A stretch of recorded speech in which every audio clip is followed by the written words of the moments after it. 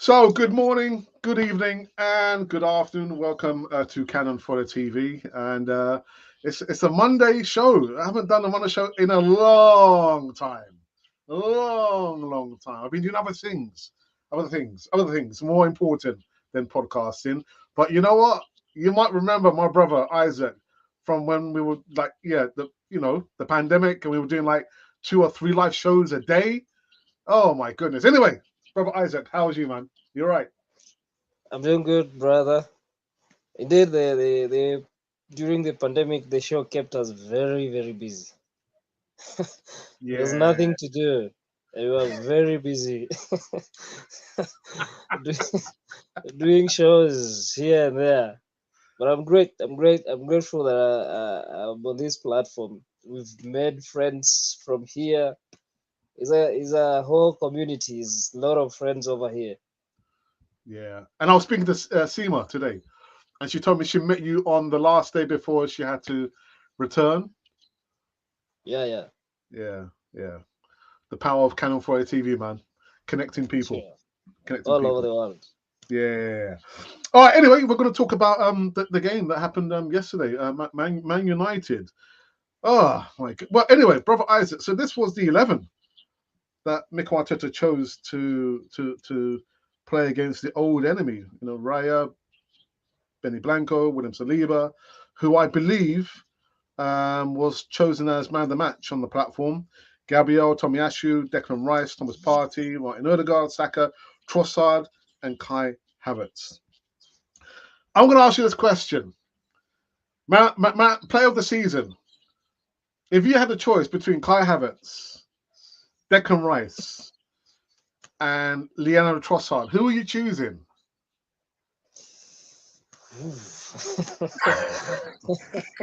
I'm sorry. I'm sorry.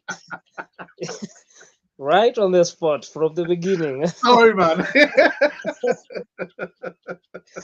You see, at the moment it's very hard to pick because all the boys are doing great. Everybody is doing his job. That's why it becomes a little bit of hard to pick who's the player of the season. Hmm. Because you could argue your case for Trossard, you could argue your case for Havertz, you could argue your case for Rice, you could argue your case for Saliba. Everybody, if you pick either of those, you can argue your case out. You go for Trossard and you say, look at what he's brought. Look at the times he scored equalizers. Look at the times he scored winners, goals to win the games. And then you go to Havertz.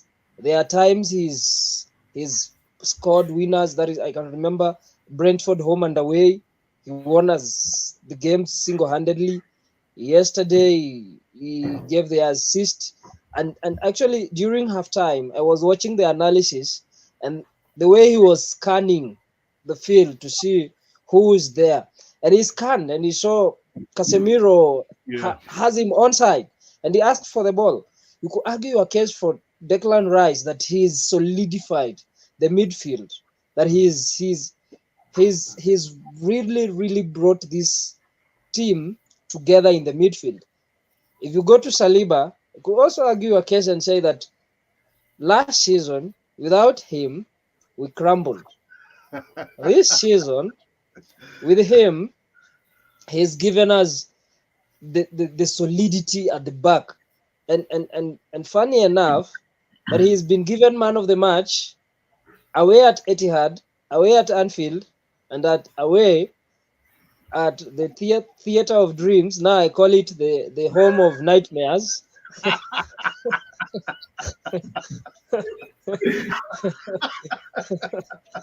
We're giving them nightmares. Everybody is giving them nightmares here and there. He's been given man of the match in those big games. So whichever player you choose, you could argue your case. Let's not forget of Odegaard. Odegaard is the one knitting everything together. The silky passes he's displaying. You could argue a case for everybody, and you could also say Somehow Magalhaes is underrated.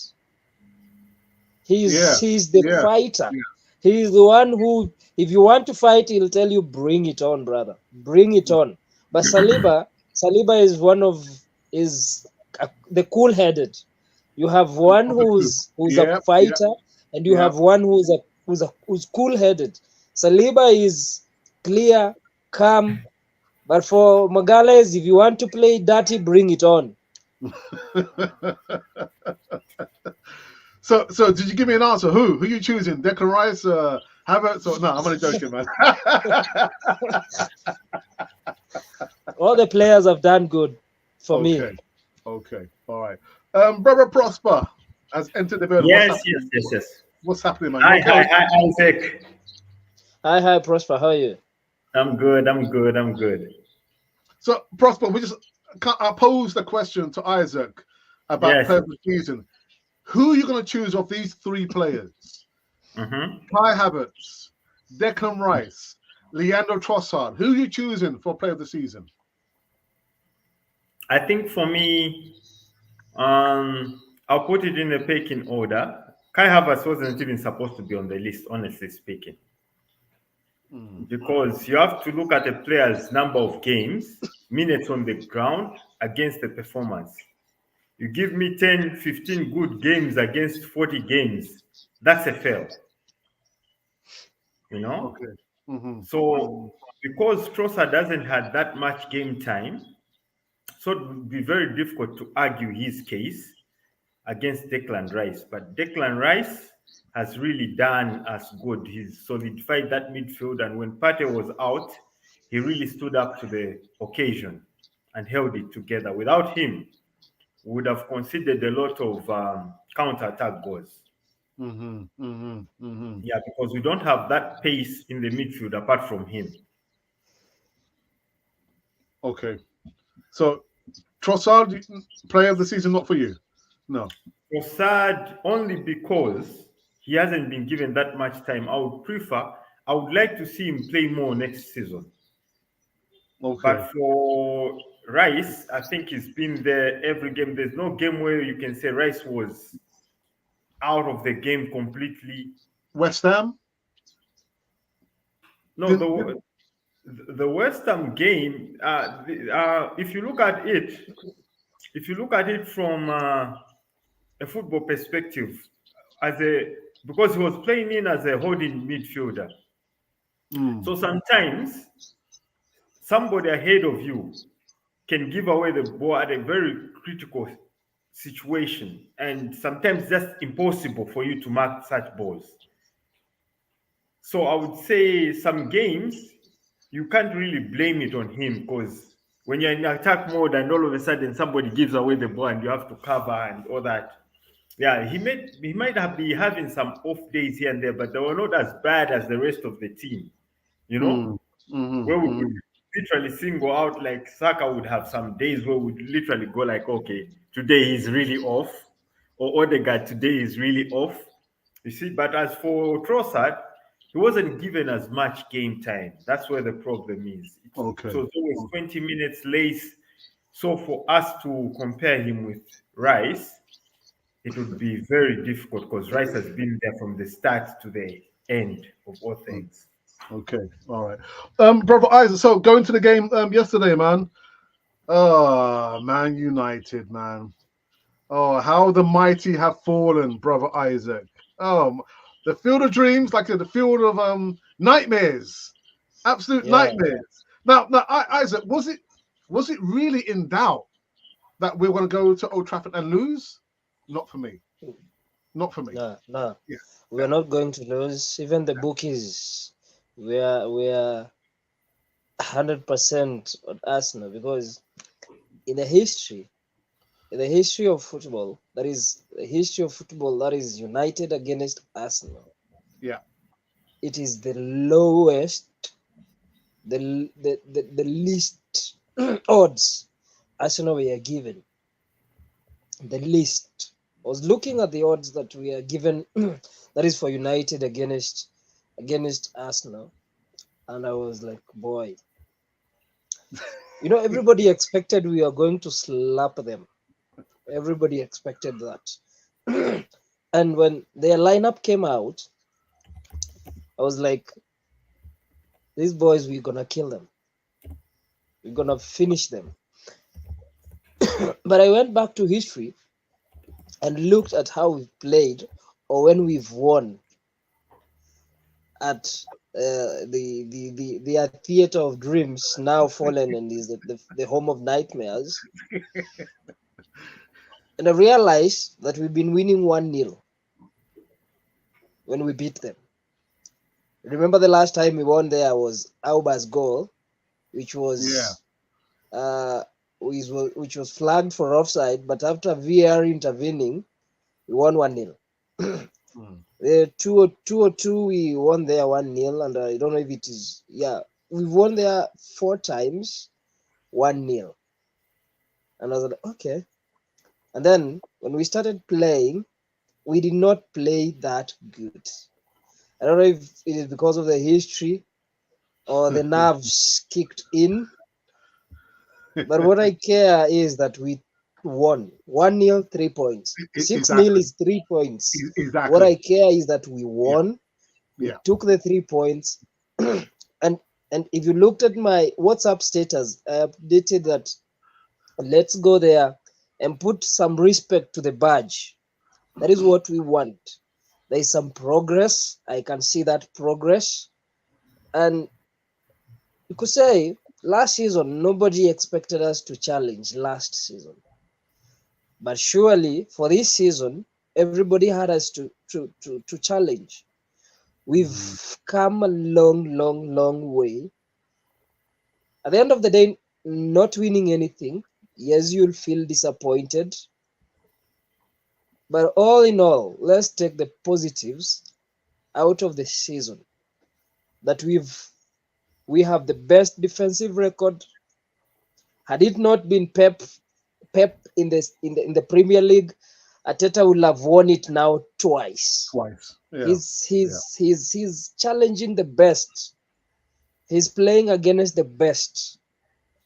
And this is his first managerial career, and he's brought in the love, the unity, the vigor in the fan base. Going to the United stand and singing, Old Trafford is falling, do-do-do-do-do. Let the Glazers be there for the next 10 years, do-do-do-do-do. Shit. Okay, actually, to be honest, we are playing the best football, if not in the Premier League, in Europe at the moment. And we have the best centre-back pairing at the moment. And we've got to build on that. That is what he has to do. Just build on that. I feel sorry for Arteta because there's nothing more he can do at this point. Yes. But you said build on that. In what sense? Signings, or what do you mean build on that? What do you mean build on that? You could add more signings, because you look at the City squad. It's like he has 2 teams. The other time is Nathan Ake got injured, and then someone in the hall where I was watching was like, "Oh, they are done." And I asked, "What do you mean they are done?" I just told him, "Look at who's warming. Is Walker." Ake comes out, and then they bring in Walker. But for us, at the moment, you take out Benny Blanco, and then if Tomiyasu is playing on the other side, who's the replacement? Is you have Cedric Soares. He's not a quality player at the moment. But for City, the space that a player like Cedric Soares occupies has someone else who is of the same quality. So at the moment, if you get rid of a Cedric Soares and bring in someone who's of a Benny Blanco quality, sorry, you get rid of El Neni, the legend, who's not played for the club for the longest time. and he's not complaining. You get rid Yeah. of Elneny and Yeah. bring in perhaps a Zubamendi. You get rid of, let's say, Thomas Partey, because I believe his time is done. He's too injury prone for me. Yep. And bring in someone like Bruno Guimaraes. That is quality now. And then you go to Saka's position. You give him someone who could compete with him, because that is the only position I think at the moment that has no backup. And Saliba centre back, Saliba a right-footed centre back also, because that is Saka and Saliba, the two. I don't believe we have quality backups for them. But Mm-hmm. if you go to the right back, you could have Tomiyasu, you could have Benny Blanco, and you could also we have Timber, who's yet to come, and I'm really grateful that they have not rushed him. They have Yeah. not Yeah. rushed him. Yeah. Yeah. Let him recover and Yeah. let him come back as a new signing. So Yeah. our depth compared to Man City are monstrous when it comes to their depth. They have two teams, and I feel sorry for Arteta, because he's done so much, but then he's been backed. And if they back him also this coming transfer window, and he reinforces that and gets quality players again, Mm-hmm. I believe he's not going anywhere soon. He's going to keep challenging, because you look at his identity. He has his identity. You see what he wants to do, and I can see the unity that is there between even the coaching staff. It is there was a game where they were playing the North London anthem, and Gabriel Jesus was singing along, and just the other day when we were playing against Chelsea, the North London anthem was played, and Arteta's assistant, that is Stuiberg, was singing along, and I was like, okay, this thing has rubbed into everyone's skin. Everyone wants to identify with the team as it stands. I want to identify with the team even more, because we are performing. We have rebuilt, and we are heading to the right direction. And I'll not say Arteta has failed. Arteta might have been manager of the season, but sadly, because City are capable of winning the remaining games, the remaining two, he might not be manager of the season. But had he won, definitely he would have been manager of the season, and Odegaard would have probably been player of the season. But just because we might not win, then they are not player of the season and manager of the season, simply because you are playing against the best. Okay. Brother Prosper, was it Yes. really in doubt playing against Man United that we would have lost? Mm, I do not like to underrate Man United because all the time Man United has performed against us is when we have had a good run and they had been a bit sloppy, so we'd go there overconfident and then they would whip us. If you remember, they are the guys that broke the unbeaten run in the Invincibles. Mm-hmm. They came Mm-hmm. from nowhere, they were not playing well, and they beat us. And they broke that record, you know. So Mm-hmm. going to Old Trafford, it's no longer about who is in form or what. As you saw the game, you know, at the end of the day, possession wise, they were better than us. Shots on goal, they were better than us. We only beat them on shots on target. You see, they had 15, we had 11 shots. So for me, and that's the worst Manchester United we ever going to meet in a long time, because they're not going to stay under for a long time. They'll come back. So going to Old Trafford, my worst case scenario was a draw, but I had more hopes that we would win this time around because of the state of the team. They have a lot of injuries. They've been so disorganized. They didn't make wise signings. Oh, sorry, I think. Sorry, I think I put you on mute. Sorry about that, Prosper. Sorry. You put me on mute. Yeah, my finger just touched the button. Sorry. Oh, sorry. So I was saying, I think my last statement was going to Old Trafford. I was expecting a draw at worst, but I was very hopeful because they hadn't made very wise signings at the end of the at this season, especially at the back. They've stuck to the old defenders for some strange reasons, and with the injuries they have, I was expecting a win or at worst a draw. Yeah. But because I've got a good friend of mine who is a Man U supporter, and I'm looking at the players, and to me, it doesn't look like they're fighting for Ten Hag. They just look like a team that's fractured, lacking confidence. And as I said on the instant post-game reaction, that Casemiro will get the headlines because he has not made it into the Brazilian squad. He was also a terrible performance against Crystal Palace. But looking at Man United, they have a chronic problem with the club. It's not only one or two players. They have a chronic problem with. I mean, they can't keep hold of the managers. Ten Hag, I think Mourinho was there.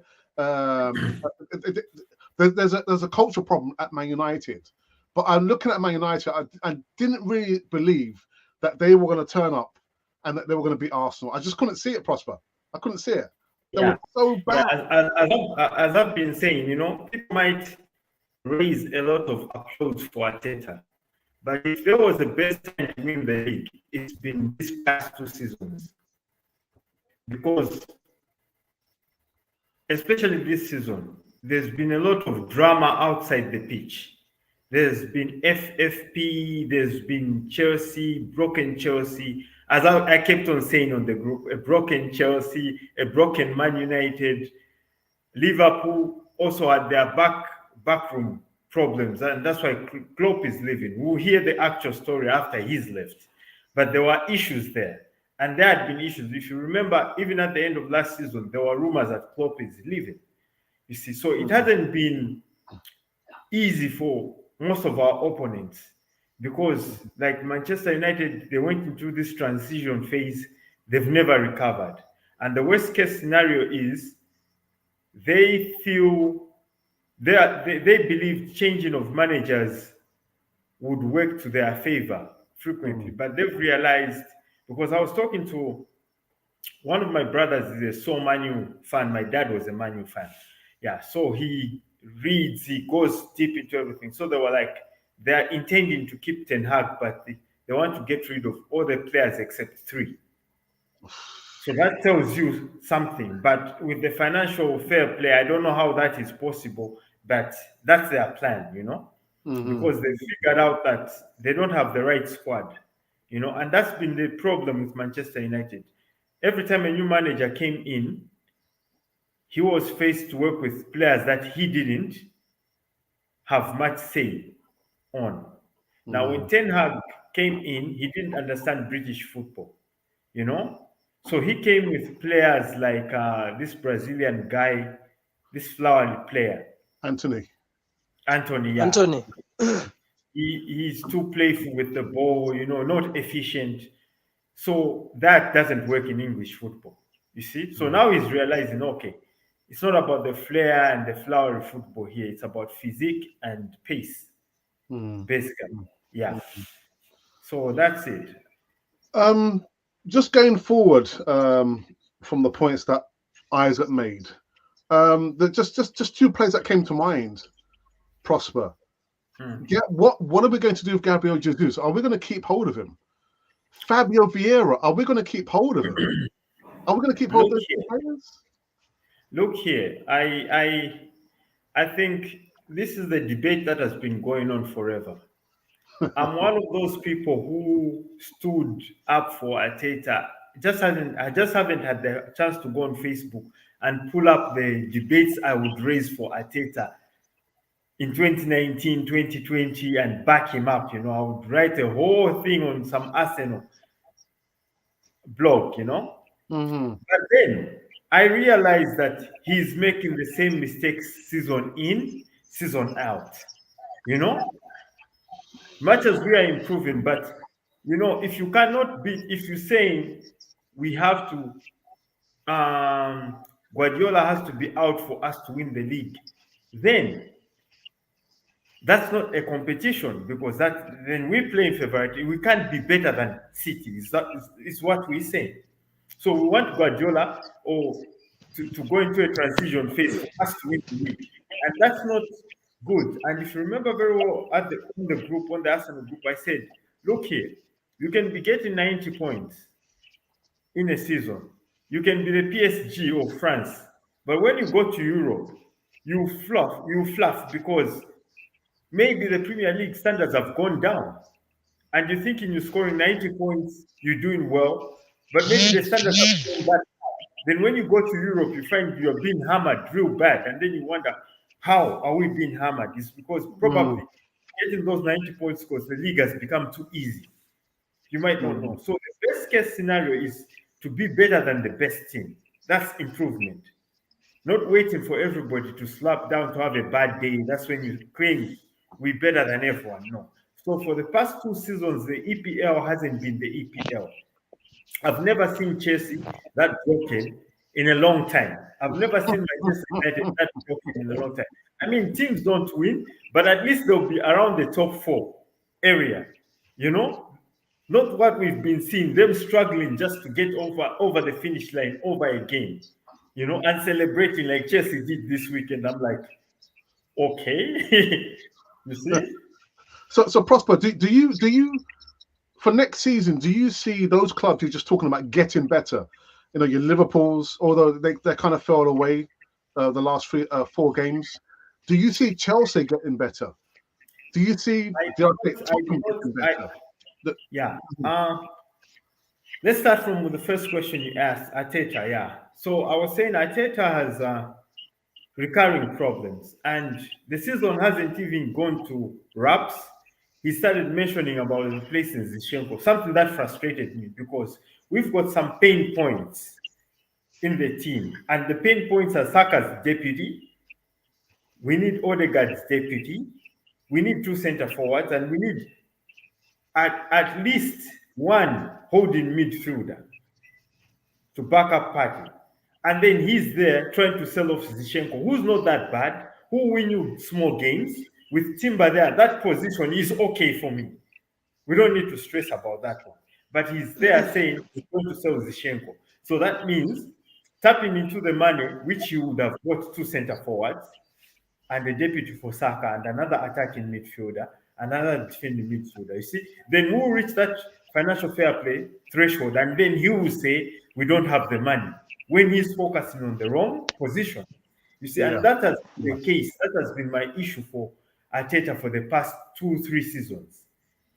We know our pain points, but when he goes into the transfer, he'll go and buy an attacking. That's why I've had an issue with Kai, because Kai wasn't a necessary buy. We needed a center forward, So for me, I feel if he does well this transfer season, as Isaac was saying, the depth is what we lack, and depth is filling in those gaps. If he does well this transfer season, well, we have a good chance, which brings us to the next question you asked. Next season, believe me, if a team has the financial backing like Chelsea, Manchester United, you cannot hope on them to be down forever. Yeah. All it takes is for them to get a brilliant manager, and they'll be totally, because if you look at their squads, especially Chelsea, they don't have bad players. They just need to add about 2-3 players, and they might not win the league against us. As I kept on saying on the group, they might not win the league against us, but they will upset us. They will get 6 points off us. You see, and that will drag us down. This season, we've been very fortunate. We've done very well against big teams. But next season, it won't be as easy, because if Zidane comes to Liverpool or Chelsea and Tuchel comes to Chelsea, it will be a totally different game, as you saw from Bayern Munich. Arteta had no say against Tuchel. Yeah. And everybody was like, oh, it's a broken Bayern Munich. I'm like, guys, come on. You see?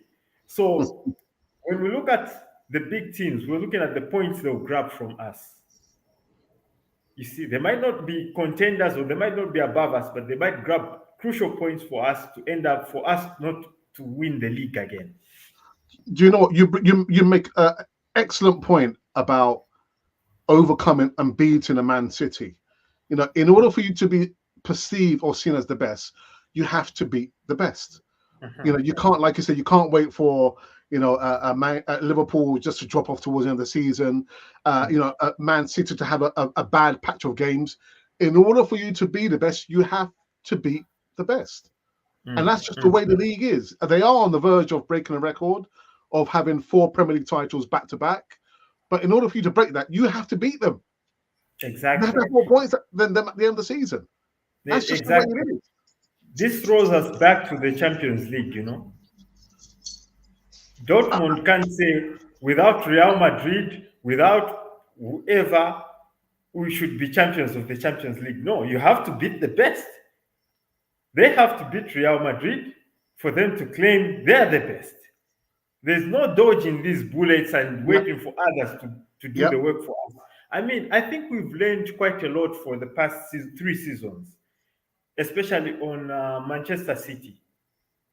If you fluff in the first half of the season, there's no way you're going to give Manchester City a run for their money in the second half. Because in the first half, that's where they're weak. So that's where you're supposed to be strong. And that's where Arteta was making again the mistakes, experimenting, giving away free easy points, you know? And those points are the ones that have cost us about 2-3 games. If we had won some 2-3 games that we drew or lost in the first half of the season, this time around we would have been celebrating. But also we lost. No, but we lost twice against Aston Villa, didn't we? They did the double over. Those are expected, but we gave away points with teams that we didn't expect to give away. Aston Villa would understand. You know, as I keep on saying on the group, football is a mathematics game. It's not like the fixture is drawn as you go in the league. It comes out before the league kicks off. So you're supposed to say, okay, fine, guys. If worst comes to the worst, we should be drawing or losing against Man City, drawing or losing against Liverpool, these big 4. But the rest of the teams, we should get all points. And then you should have a target. You should say, okay, at least by this period of the season, we should be above 70 points. You see, mathematically. So some games which you give away, like the Aston Villa, you know you're still within that catchment range. That mathematics should work. But when you give away cheap points against small teams, that's where the problem is, you know? So you never find a team like City giving away free points against small teams. They really, unless if that team has really played well and they've outplayed them, but they really go in full throttle. But for us who are playing party, wing back, and then you wonder how one of the best midfielders in the world, you remove him from the midfield, and then you throw him wing, and then you draw a game or you lose it, and then you complain that maybe I think we've been losing the league. Depth has its say, but I can also look at the Leicester City that won the league last time. Manchester City was at top notch. Chelsea was at top notch. It was winning the Champions League. Manchester United was better than it is today, but Leicester City won the league. Liverpool was better than it is today, but Leicester City won the league. They didn't complain about depth. They played their match right. They never gave away easy games. At worst, they would draw. So, Prosper, here's a question for you. Are Arsenal going to win the Premier League this season? This this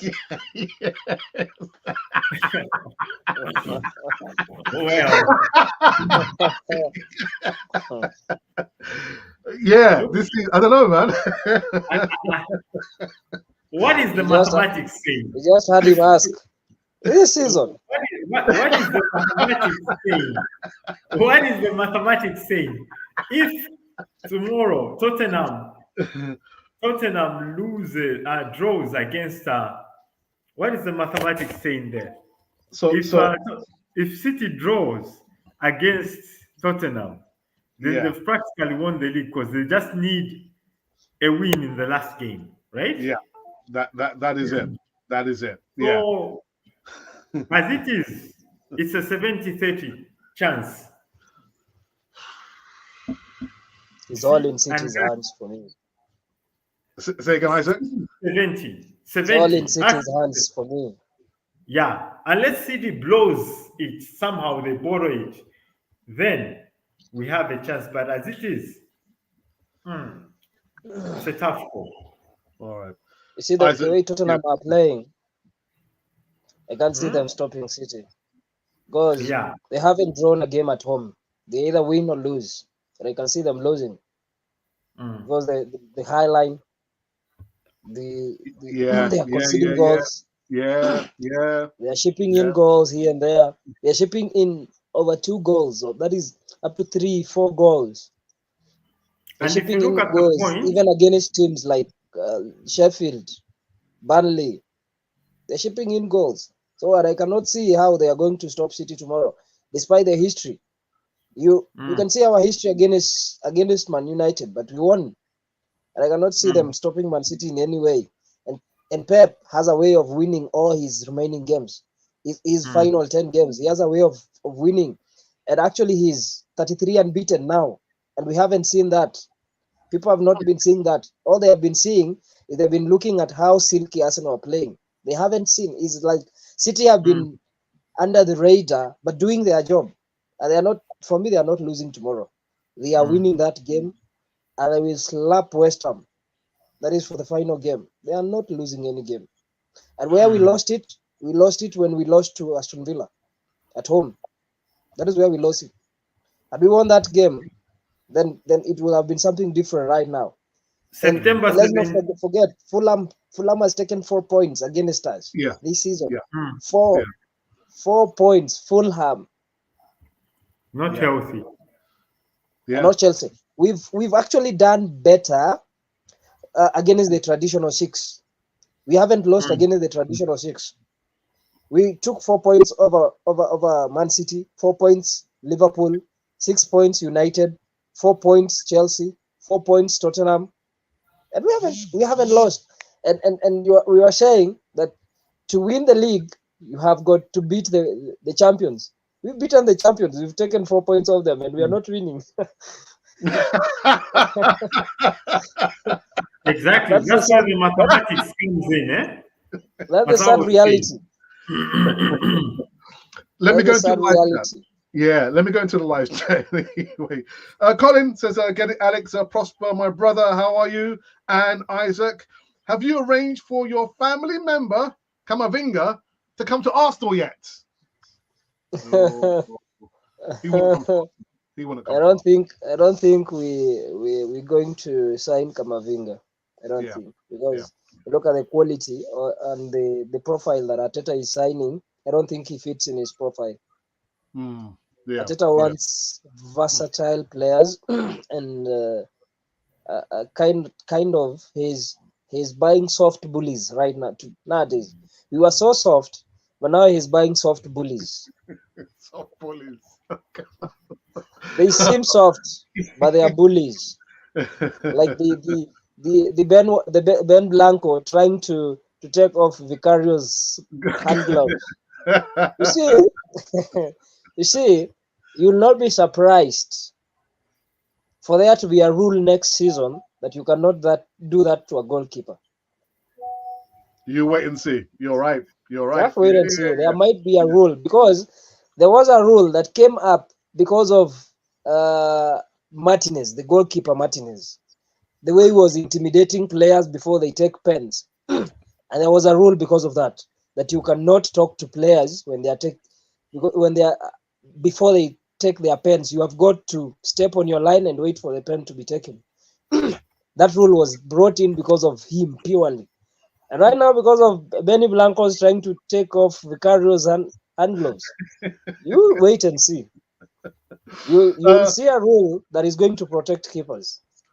As far as feeling sorry for Arteta, I simply just cannot feel bad for one of the highest paid managers in the Premier League that has had massive financial backing. I mean, he's been back to the tune of £700 million in the course of 4 seasons. Prosper, a lot of money, man. A lot of money. And this is what I keep on saying, you know. I said it on the group a few days ago. We have become a club of excuses. I'm not calling it what it is. You know, we lose, you know, when we're not contending for the trophies, we're saying, but Arsenal, we love Arsenal not because of trophies. Yet we're laughing at Tottenham because they don't have trophies. So where are we?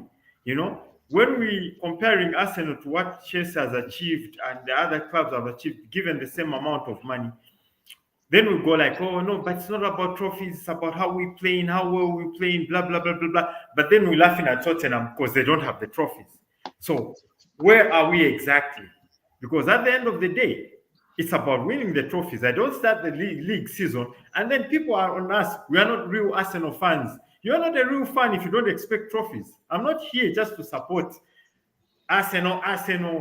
They're not winning Arsenal. No, I want trophies. I want my team to win trophies. I want to walk with pride, you know. I come from a home that has got versatile fans. My mom has been Liverpool ever since the 80s. My dad has been Manchester United ever since the 80s. So the family is so diverse. And then when you lose a game here, you start feeling it right from home till the next weekend, next match day, you know, so they can pick on another person. And when you go to work, it's the same. Wherever you are, it's the same. So not winning, because we can talk or we can say, hey, so many unbeaten runs, so many goals, best defender, and the Chelsea fan will just can show us the Champions League. And then you are quiet. You know? It's funny you say that, Prosper, because I've heard that said about me.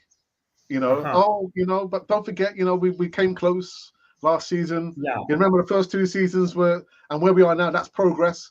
And I always say, as a common fan, I want to see my club winning major honors.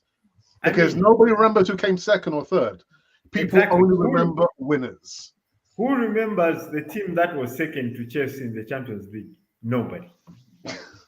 Nobody. I have to go into the internet and check who won. You know? Nobody remembers second place. Nobody remembers best defense. What? Nobody remembers that. You know? All they remember is who carried the day. And that's what we want at the club, because we've been given excuses for the past 20 years now. 10 left, 10 right, but we're talking about 700. And with the money they've promised him this transfer season, we're talking about 1 million. Yeah. Yeah. You see? Yeah. Is it 1 billion, yeah? 1 billion. 1 billion. 1 billion, right? Yeah. We're talking about 1 billion. Look at what Liverpool has achieved in the time. They haven't even hit the 1 billion mark. Look at other teams, what they have achieved in the time. And you look at us, we are the ones who are down there, you know? And then there's all these excuses like, okay, it's the first season. I understand about the league, but when we give away small trophies, even, that's insulting to the game. Because if Alonso grew up with Arteta. These are childhood friends. They grew up together. Their fathers are friends. They've moved together in life into the management. If Alonso also said, this is my first job, I cannot win the league, would he be famous today? And look at the club he won the league with. Yeah. It's not as powerful as Arsenal is in the EPL, you know? But he went against all odds and won it in style. So if you just have that winner's mentality and no excuses, you will go far. Yeah. So for me, I think let's get done with excuses. And when we start this season, let's give Arteta specific goals and penalties. You fail to do this, you're going out, our friend. You fail to reach the semi-final of the Champions League, you can't really win it, I'd say. But if you fail to reach certain levels, you're going out. It's not acceptable that we give away. Edu comes to the public and speaks about the Champions League before we even kick off. No, it's not our. When you've given away other trophies and then you go there as a sports director saying, no, it's not our priority. So what's our priority now? You know what, Prosper? I wish you was a board member at Arsenal, man. I would vote for you. Yeah, we just have to get rich and buy a lot of shares there. So Isaac has a whole load of money, man. Right, Tony Pugilistic Boy says, but Arteta beat them twice this season in 3 games. Well, I would say to you, Tony, why is it over the last 3 seasons they have won the Premier League? And if they are to win their last couple of games, and Arsenal was to win their one remaining game, they would have won the Premier League for four times. 4 times. So every match matters, Tony. Every match matters. And like we said, in order for you to be perceived or seen as the best, you have to be the best. And that means winning the Premier League above anything else and win major honours. And we're not anywhere closer to doing that. But that's just my opinion. John Gooner says, evening, Gooners. Man City lost points too to small teams. Don't be silly. Okay. Let me just respond to Tony. Man City lost points to small teams, but where are they now? They're in a better position of winning the league. They've been winning the league. What have we won? Because we want to always give reasons. That's where the problem is. As I was saying earlier, Brother Tony, you have to have calculated. You have to calculate your mathematics. Even Man City knows we're not going to win all games in the season. But if we're to give away points, let's give away points against tough teams. And let's give away points when it's really tough. But whatever points we can salvage from a game, let's salvage them. And that's what Man City is good at doing. But for us, we haven't really mastered. And that's what we're talking about. We have to master that art of winning the league, not just winning the match day. We're not here to beat Manchester City and celebrate, oh, we've won. No. We're here to beat Manchester City and at most win the league. I would rather lose to Manchester City both runs, but win the league. I'll celebrate more. But if I'm winning against Manchester City, then I lose against Everton. In a league. I think we lost against Everton. I think so. Let me check that out. Let me check that. You see, then you have to raise questions. I mean, Everton has been bad, and Fulham has gotten 4 out of us. You have to raise questions. You have to say, okay, why is it that we can beat Man City and we fell on both legs? We can understand sometimes some games are sold by the referee. But if you look at other games that Arsenal has taken points, they've been dives. And that's one thing I hate about Kai Havertz. I don't want to win games the crooked way, because the next time you won't have that chance to win a game out of dives. And Kai Havertz has been diving a lot this season. He's been diving a lot, which tells me we cannot win the game in a fair and square manner. You see? Possibly, you're right. You're right. Last year, we lost 1-0 to Everton. You see? So those are the games that hurt me a lot, because those are the games we were supposed to capitalize on, and we go into a City game. Guys, this is a 50-50 game. We might get it, we might not get it, but we're still in the safe zone. But we gave away that safe zone. Last season, we did the same. 10 points ahead, we gave away that safe zone, whereby even if City beats you or Aston Villa beats you, you're way ahead. They won't catch up. You see, and that's the mathematics and the skills Arteta has to learn. That okay, you can be 10 points ahead, but if you don't play your maths right, you don't get what you are supposed to get. You're going to be hammered. And this is exactly, and it's so painful for a team to come from back, to come and win the league on top of your head 2 times. Yeah. And then we're there, we're like, okay, it's fine, but we beat them on both legs. They're going to show us the trophy. You beat us, but we got the trophy out of your hands. Isaac, I'll give you the last call before we end the show, man. What do you want to say, Isaac? Isaac is a bit engaged now. We can also look at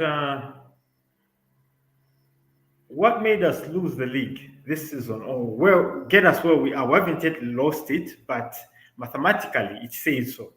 Yeah. One, but like I said, it's been those games, isn't it? It's been those games. Double over us. And we have to ask the question: why did we lose these games? And it all goes back to the transfer period. So When I look at the transfer activities and then the league is starting, and I say, well, I don't think we're going to win this league. It's because I'm looking at what the competition is doing. We already know Manchester City is about five steps ahead of us. And then you go into the transfer season. Manchester City is really reinforcing. You go and buy Manchester City riffraffs. You see, this is where the Jesus question comes in. And he's also trying to buy another Manchester City riffraff. You know, Is you were he? talking about the center forward from Manchester, who I don't know, and I'm like, he hasn't learned his lesson from buying riffraffs from our competition. You know, you see, so these are the things. So we go into the league with all these things, players that they understand, our opponents understand very well, who their weaknesses they understand very well, and then we go into the league hoping we will win. You need that element of surprise, you know. They might get you 3, 4, 5 points. You know, by the time we're discovering who Haaland is and how to mark him, he's already done the business. You see, for City. You see, but just that threat factor that a player comes with when he's fresh in the system helps you carry the day, and that's why we're losing it. We're going for Jorginho's. We're going, honestly speaking, for the money and the caliber of Arsenal, we would have done better. You know, so if you look at, honestly speaking, whichever Arsenal fan is watching this today, start accounting for players Arteta has bought ever since he joined the club, those Brazilian defenders, Pedro or whatever, and those that have materialized. Look at the worst we have had. And then you see where we get to 700 something million pounds. He's wasted a lot of money on May tries. It's now, Arsenal is a big club. It's now time to sign players, you know, these guys are going to perform. And if you have at least 50% plus, you know, positivity that this player is going to materialize. I mean, this is football. Sometimes they flop, but don't just go and buy any other player with the hope of resurrecting their career or turning them into something and trying to outdo Wenger. You know, these are different times. Football is so fast. So we really need to look at our transfer period. Then let the games flow. Football handle itself in the pitch, but let's do what we can do before the season starts. You see? Brother Isaac, I'll give you the last few minutes before we end the show, man. Wow. Where do I start from? But I've wished for us to win the league for the longest time, and even my friends. I have some bad friends, some bad United friends. I understand. Who keep telling me that someone who was born in 2004 is now married and I've not seen Arsenal lift the trophy. Same here. I have some very bad friends, but I tell them they are also hit a decade. They have also 10 years, and 20 years is not far away. They can also hit 20. So that is my solace. But I want us to win major honors. Are we in the right path? Yes, we are. But the ultimate thing at the end of the day is what you have in your hands. What can you show? What do you have? What can you say that I won this? And Arteta has been backed, true.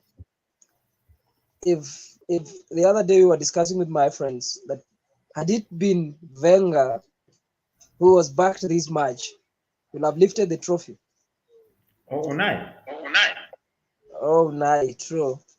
But the media, the media did not give Unai peace. Like they are not giving Ten Hag peace at the moment. And I really, really feel sorry for Ten Hag at the moment because they are not giving him any peace. And amidst his struggles, amidst the the so many injuries he has, they're not giving him any peace. They're on his case. And we have the spending cap that was voted in. I want to believe that is to regularize what every club spends and the salary, the amount of salaries they are paying their players. Let them save the league, because we are turning into a farmers league at the moment. Because spending left, right, and center, giving players 8 years contract. You see, if you give me an 8-year contract, of which I'm guaranteed, that is 8 years salary, I'm taking it. I'm taking it. Doesn't matter if I'm playing or I'm not playing. That disadvantages other clubs or other teams that are not able to give them 8 years.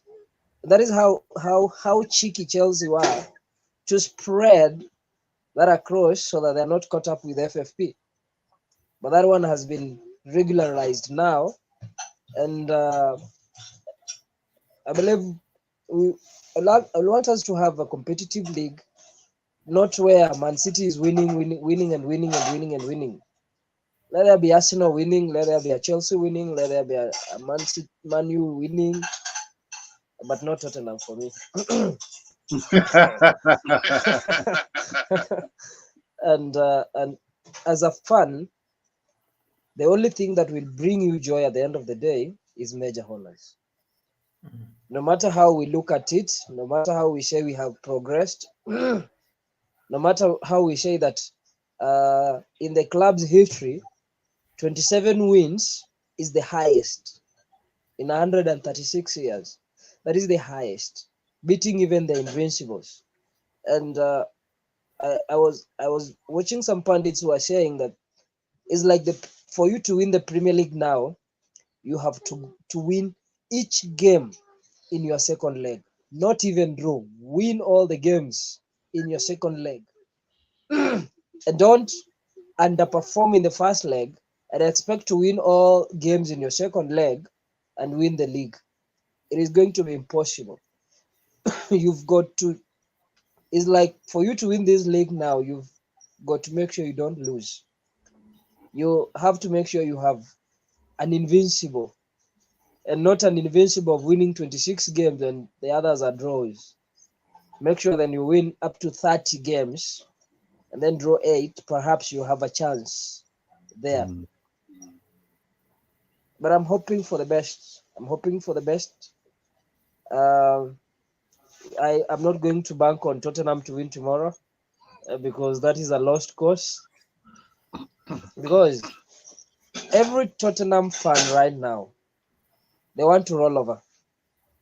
The rivalry cannot allow them to draw even that game. But I like the Ange press conference. He said, I'm not going to lay down. I'm not going to roll over. But I understand the rivalry, but I'm not going to roll over. Just if you're going to roll over, then you do not know football or do not understand football. Because in football, what you want is to win, not roll over just because of the rivalry and the history that you have with another club. So I want us to win, yes. I want us to build from where we are today. Arteta has built each season. From his first season, he's not finished with lower points than his previous season. His second season was an improvement from the first season. Third season, an improvement from the second season. Yeah. And now it's going to be an improvement from last season, yes, point-wise. Because last season, City won the league with 89 points. True. This season, we have 86, and we win on Sunday, we have 89. Where City won with, and probably not win, because City will have added 2 points to that. Yeah. And then you had done by. So let him improve next season, because he's 89 points. The next season, minimum 90. That is what we're asking of him. Next season, minimum 90. Minimum. Or add even 4 to that and have 93 and see where it gets you. Well, you know what? We have come to an end on this rather rarity on a Monday evening show on Cannon Foy TV, and I've got to thank Prosper. Thank you for giving us your thoughts. Yeah, excuse FC, man. Love to make excuses, man. Excuses. No, it's because of this. Oh, it was because of that. Oh no, because of this. No, it was because of that reason. Yeah, just to say one thing, it was so yesterday. So one of my brothers came and said, "Oh, so Kai Havertz has already said, no, I'm going to rally for Tottenham so that we win the league." So he was like, so you're waiting for your friends to do the bidding. You can't win the league on your own, you know. So this is what Isaac is saying, you know. Sometimes you just have to go all out team. For me, the points 90 and whatever do not count because it's also subject to other teams. How strong will Chelsea, Manchester United, whatever be next season? Because that also determines how many points the league ends at, you know? Yeah. Because they're so strong, the team that will win the league might win it with 70-something points. And that's what football is supposed to be, you know? So the everything is on Arteta. He's improved, quite all right. But the only problem I have with Arteta, and I'll keep on saying this, is he's not working on the mistakes, the crucial mistakes that we all have been seeing the past seasons, the signings, the crucial signings we really need. You cannot be playing with Saka, with an injured Saka, for almost the whole season without a deputy. Sorry.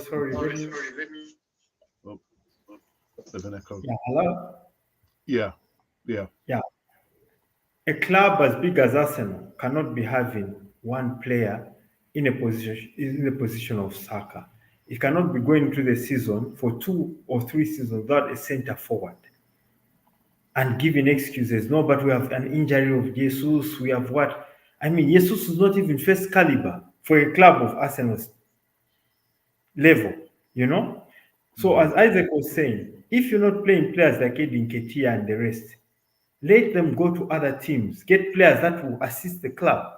I don't hate AD. I don't hate Emil Smith Rowe, and I feel bad if a player who I perceive to be talented to be stagnant just because the manager is rigid or has an issue against that player.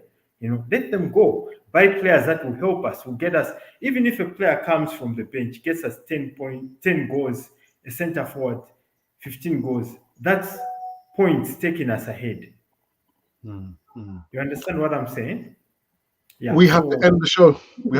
Prosper. I'm sorry, but you know what? I got a funny feeling that we might have to do another show in this week, and a bit of an extension before the Easter on Friday. But Prosper, Isaac, it's been really good to have you guys back on Cannon Foy TV, even though we're going to be ending in the next 2-3 weeks' time. But Isaac, brother Isaac, thank you so very much.